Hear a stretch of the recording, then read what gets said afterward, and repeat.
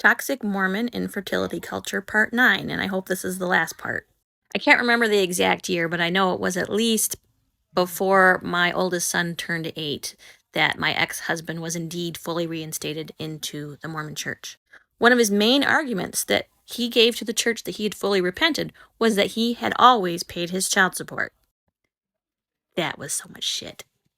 You see, during the divorce, he deliberately retired.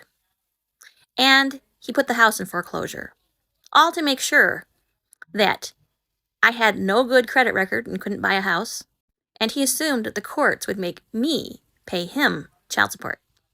Instead, he was put on Social Security disability, and I got more money than he was paying me, with increases every year because of, the economy, without him waving the check in my face and making me go through this rigmarole every time I had to do the child visitation exchange. Basically, he actually lost power.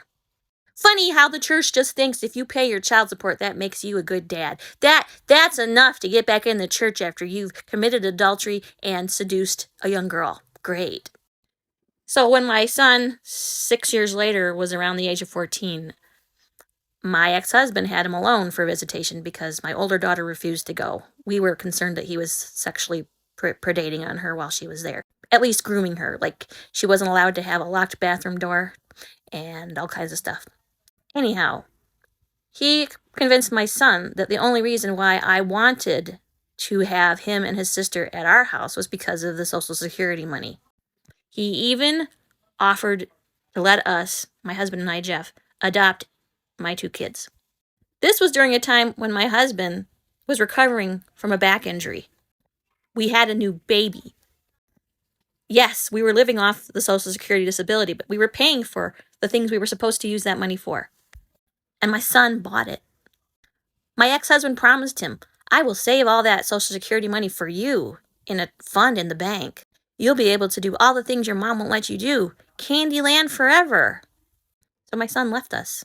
And in the process, he lied. He never told us that this was their plan. So we paid $4,000 for a lawyer to defend a boy who was in league with my ex-husband to get out. And the Social Security, which the court had ordered to me, because I had the kids, was given to him. Even though the boy was living with him, he still got the Social Security money. So if a sign of my ex-husband's repentance was that he'd always paid his child support, what the fuck was this? Was he really sorry? No. This was more revenge and more control stuff. And my oldest son had to learn for himself what kind of man he was when he was kicked out of the house at the age of 17. Good job, Mormon Church.